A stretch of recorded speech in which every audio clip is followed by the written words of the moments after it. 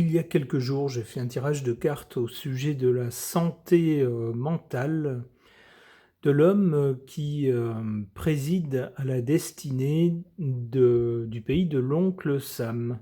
Pourquoi? Parce qu'il y avait un article qui compilait quelques petites absences, des petites erreurs, des petites incohérences dans le discours de cet homme qui aura l'année prochaine 80 ans. Donc pour lui comme pour d'autres personnes, on peut à cet âge-là possiblement avoir une petite fatigue intellectuelle ou un début de déclin.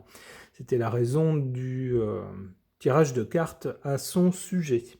Et Romane, spectatrice fidèle de la chaîne, m'a demandé s'il était possible de faire le même genre de tirage, mais cette fois-ci sur notre résident de la République à nous, l'homme qui éclaire notre pays de sa lumière céleste, qui est beaucoup plus jeune, mais qui parfois, dans son discours, alors lui, c'est un autre genre d'incohérence ou de choses parfois un peu surprenantes, qui fait se demander si il n'est pas un peu fatigué ou si il ne s'est pas trompé dans les doses de certains médicaments. Vous voyez ce genre de choses. En tout cas, certains ont des doutes quant à sa santé mentale. Alors pourquoi ne pas tenter un tirage de cartes? Voyons ce que suggère à son sujet mon tarot baroque.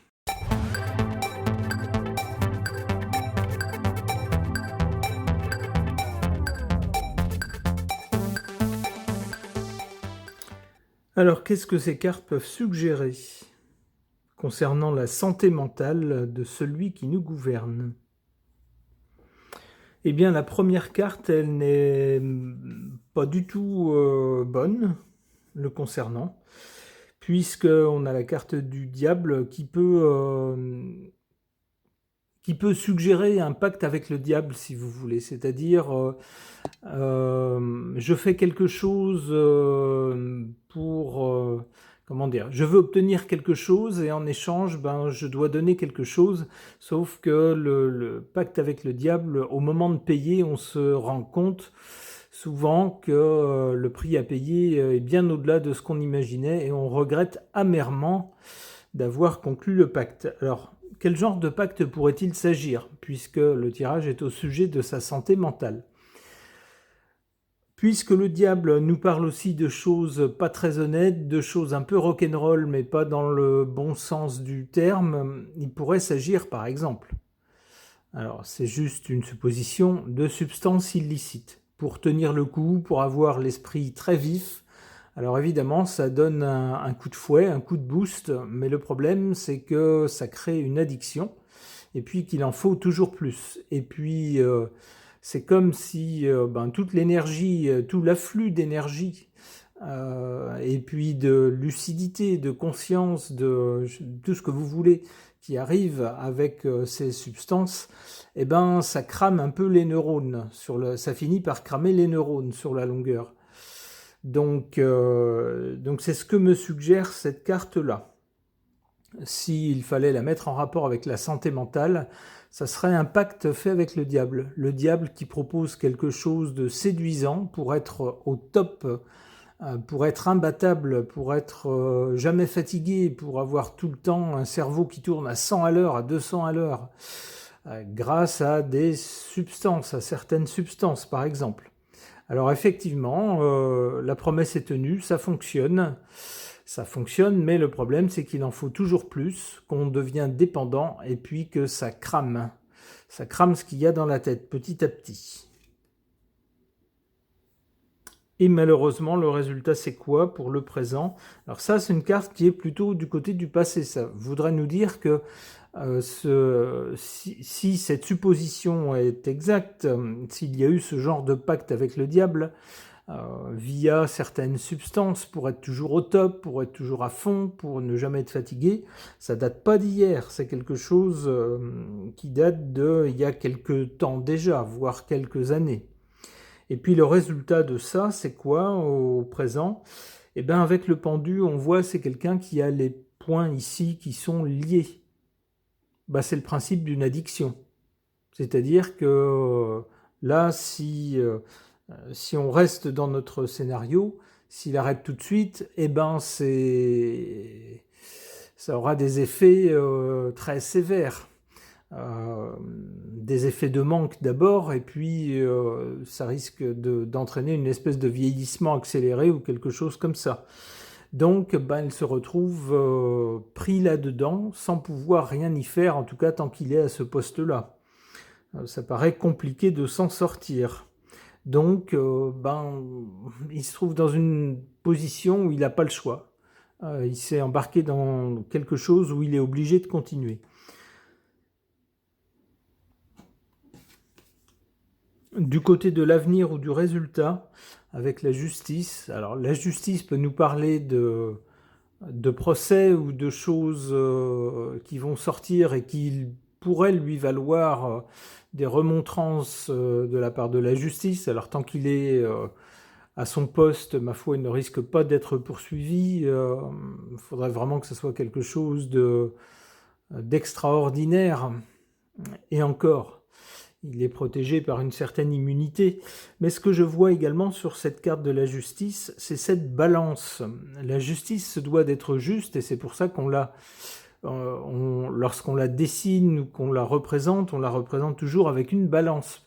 Parce que la justice doit peser le pour et le contre, le bien et le mal, ce qui est en faveur, en défaveur, lorsque quelqu'un est jugé, pour rendre un jugement juste. Eh bien, moi je vois surtout cette balance. Et ça voudrait nous dire que son équilibre mental pourrait être questionné à l'avenir.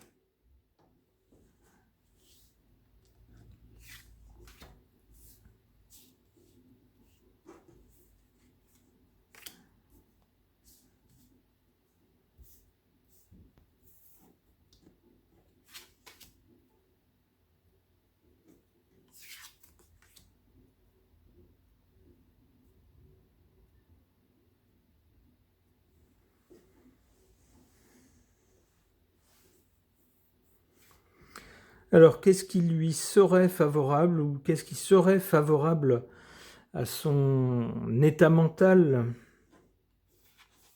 On a la carte du jugement, et qu'est-ce qu'on voit sur ce jugement? Sur cette carte du jugement, on voit un personnage qui est bien au-dessus des autres. Il y a des personnages qui sont à terre, par terre, plus ou moins allongés, et puis il y en a un autre qui ne touche plus terre. Littéralement, ses pieds ne sont pas au sol, donc il ne touche plus terre, il est nettement au-dessus des autres. Ça pourrait être son état mental actuel.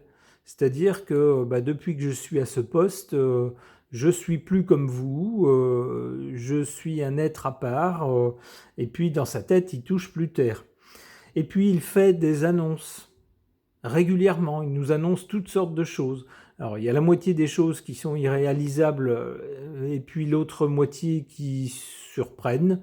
On se demande si ça va bien pouvoir prendre forme, mais au moins, on pourrait dire, c'est quelque chose qui le tient en forme, hein, le fait de essayer de relever des défis, d'annoncer des choses, de lancer des choses. Ça joue en sa faveur, même si nous dirait cette carte à travers ce dessin, c'est quelqu'un qui dans sa tête ne touche plus terre, se voit au-dessus des autres.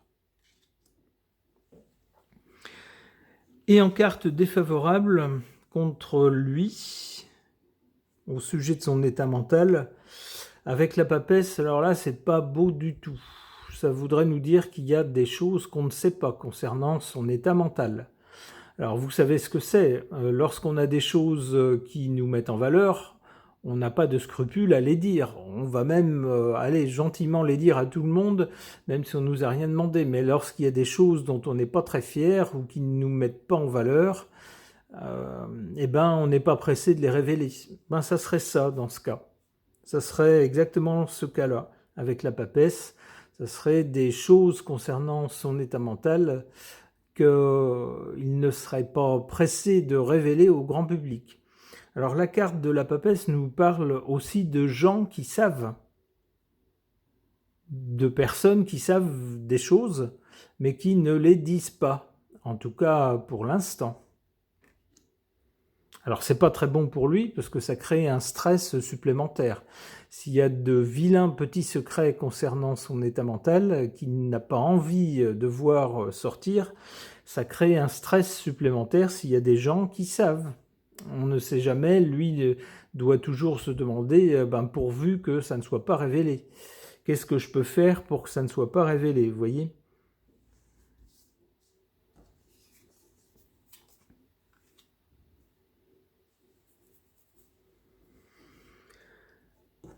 Alors, du côté de l'avenir, avec la justice, moi je voyais au-delà de la justice elle-même, la vraie justice, l'institution si vous voulez, je voyais surtout les plateaux de la balance, c'est-à-dire qu'on risque dans assez peu de temps, puisque c'est la première carte du côté de l'avenir, de questionner son équilibre mental, de se dire mais est-ce qu'il a bien toute sa tête? Est-ce que mentalement il n'est pas déséquilibré? C'est ce que suggère cette carte. Alors la carte qui suit, avec le battleur, nous parle de quelqu'un qui n'est pas calme, qui n'est pas sage, mais de quelqu'un qui bouillonne et qui tente des tas de trucs dans tous les sens. Des choses qui ne sont pas forcément très réfléchies. C'est le type de personnage qui se vante parce qu'il croit en ce qu'il va faire, en ce en quoi il se lance. Il voit déjà il se voit déjà gagnant alors qu'il a à peine commencé. Souvent, c'est pas ce qu'il faut faire. Il faut être sûr de faire les choses calmement, intelligemment, et puis une fois qu'on a réussi, on peut en parler, mais pas avant. Pourtant, le battleur, c'est un peu ce qu'il fait. Hein, c'est une mentalité de gamin, de touche à tout, sans patience, mais bouillonnant d'énergie, et puis très enthousiaste, naïf aussi, qui se lance dans des tas de choses. Et c'est peut-être ce trait de caractère qui va apparaître d'ici quelques temps. Quelqu'un dont on va se dire finalement il est immature. Alors, au poste où il est, c'est grave. Il faudrait au contraire quelqu'un empreint de sagesse, de modestie, mais en même temps d'une certaine aura, d'une certaine stature, quelqu'un qui sait ce qu'il fait, qui maîtrise la situation. Avec le battleur, on ne maîtrise rien du tout. On se lance un peu à l'aveuglette, un peu n'importe comment. Et c'est ce qui risque d'arriver d'ici quelques temps.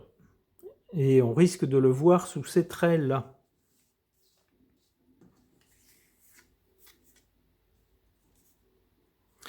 La force avec ici un bras de fer. C'est peut-être aussi ce qui apparaîtra chez ce personnage. Au niveau de son état mental, on risque de se rendre compte, pas tout de suite, un peu plus tard, avec cette carte de la force, que c'est quelqu'un qui, au lieu d'essayer d'avoir une politique apaisante, essayer de jouer sur du velours, d'être diplomate, essayer de réconcilier tout le monde, c'est pas du tout le cas avec la force. C'est quelqu'un qui risque d'apparaître comme cherchant systématiquement, mais de façon, j'allais dire presque maladive, pathologique, les bras de fer, les rapports de force avec les gens, pour n'importe quelle raison, dans n'importe quel contexte. C'est quelqu'un qui, nous dirait cette carte, ne peut pas s'en empêcher. C'est plus fort que lui, il faut qu'il sorte un mot qui braque les gens, qu'il défie les gens, vous voyez, ce genre de choses en fait. On cherche le rapport de force, systématiquement. C'est ce qui risque d'apparaître. Bon, donc voilà le topo qui nous est fait sur l'état mental, sur la santé mentale de notre lumière céleste. Ok. J'ai cru comprendre que Joanne, spectatrice de la chaîne, appréciait cet oracle du cinéma français et l'aurait trouvé approprié pour un tirage au sujet de la santé mentale de Papy Ronchon. Comme je ne l'ai pas fait pour Papy Ronchon, soit tentons un tirage de cartes avec cet oracle pour notre lumière céleste. On va bien voir ce que ça suggère.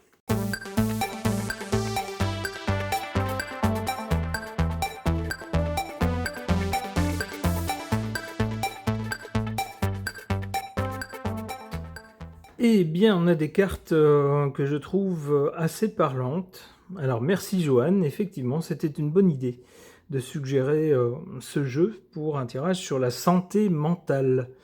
En l'occurrence, celle de l'homme qui éclaire notre pays, la France, de sa lumière céleste. C'est ironique, bien sûr. Alors, qu'est-ce que suggèrent ces cartes au sujet de sa santé mentale ? On a ici, du côté du passé,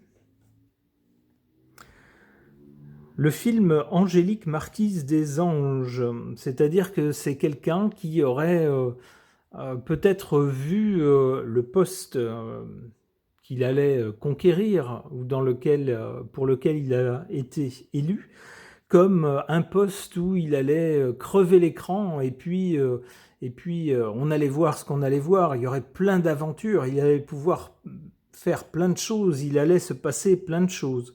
Ce film-là, Angélique Marquise des Anges, nous raconte les tribulations d'une jolie dame à qui il arrive des tas d'aventures. Et en filigrane de ce film-là, on a une romance avec Geoffrey, son bien-aimé. Eh bien, c'est peut-être ce que s'imaginait notre lumière céleste. Il se voyait dans le rôle de la star, à qui il allait arriver des tas d'aventures, il allait décider de plein de choses, faire plein de choses, il allait occuper le devant de la scène et puis être, bien sûr, au devant des caméras, flanqué de sa tendre moitié.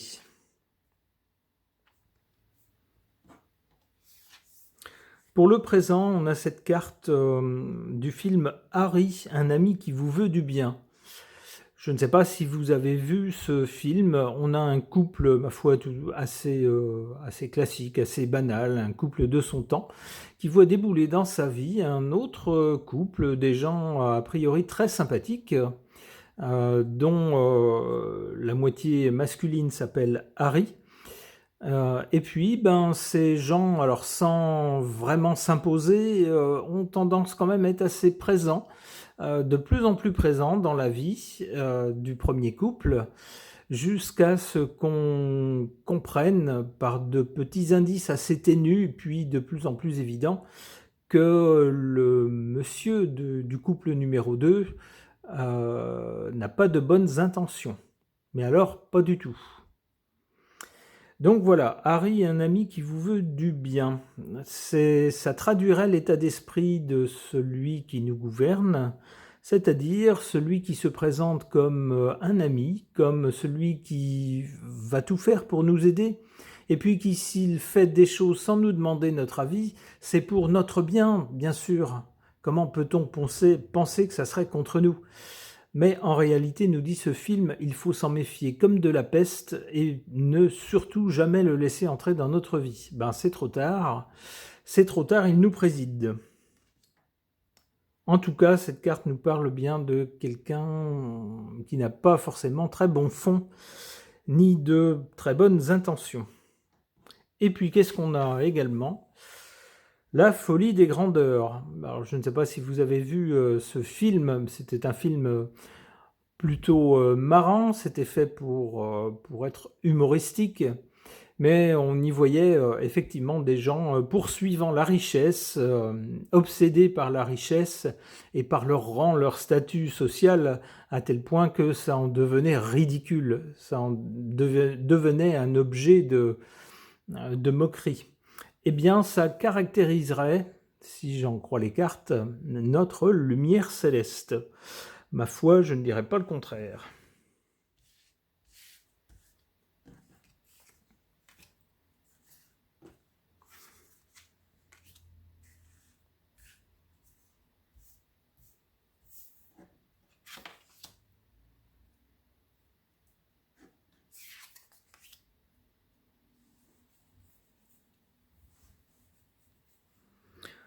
En défaveur de notre résident de la République, cette carte de tout le monde il est beau, tout le monde il est gentil.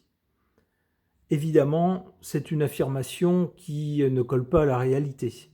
Ça pourrait nous dire justement que c'est quelqu'un qui ne voit pas les choses telles qu'elles sont. Il voit les choses telles qu'il voudrait qu'elles soient, mais pas telles qu'elles sont. C'est très grave pour quelqu'un qui occupe son poste. Et puis, ça en fait une cible facile, quelqu'un de facilement manipulable, qui peut être le jouet d'autres puissances, d'autres personnes, qui sauraient le prendre par ses côtés faibles, par ses faiblesses. Alors on a cette carte du jouet qui là, en revanche, est en position favorable. C'est quelqu'un qui pourrait avoir gardé une mentalité finalement, j'allais dire d'adolescent. Je n'ose pas dire d'enfant, faut quand même pas exagérer. C'est pas non plus quelqu'un de complètement demeuré, mais peut-être que dans sa psyché, peut-être que dans son, comment dirais-je, dans la structure de sa personnalité, il y a certains traits qui rappellent des traits d'adolescent. Alors c'est ce que des gens qui analysent les comportements ont cru déceler déjà dans sa personnalité. Alors pourquoi est-ce que ça pourrait être quelque chose de favorable pour lui ? On dit que quand on a l'esprit jeune, normalement, on vieillit moins vite que des gens qui naissent avec déjà une mentalité de vieux. Bon, ça reste à voir, à condition bien sûr de faire attention à sa santé et de ne pas abuser de certaines choses. Alors qu'est-ce que ça nous dit finalement au sujet de sa santé mentale ? On aurait quelqu'un qui se serait vu alors qu'il allait accéder au poste auquel il est maintenant, quelqu'un qui se serait vu tel Angélique Marquise des Anges, quelqu'un qui allait crever l'écran, qui allait être dans tous les médias, c'est le cas, quelqu'un qui allait connaître des tas d'aventures, voyager partout, connaître des tas d'événements dans le monde et même peut-être parfois les provoquer lui-même grâce à ses décisions, bref, une vie d'aventure. En même temps, on nous dit avec Harry, un ami qui vous veut du bien, que c'est quelqu'un qui n'a pas forcément une mentalité très saine, ni très sympathique, ni très bienveillante. Et puis enfin, on nous dit que c'est quelqu'un qui abuse de façon malsaine de son statut social et puis des richesses auxquelles il peut avoir accès. Eh bien, c'est la goinfrerie. On se roule dans la richesse et puis dans une débauche, on pourrait dire, de grandeur. C'est la folie des grandeurs. À tel point d'ailleurs qu'on nous dit maintenant le pays est ruiné. Eh bien, ça n'empêche pas ce monsieur de continuer à balancer de l'argent à droite, à gauche. C'est vraiment la folie des grandeurs.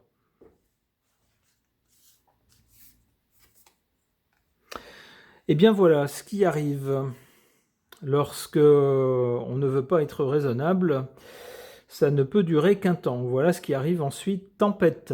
Alors, c'est peut-être ce qui va lui arriver.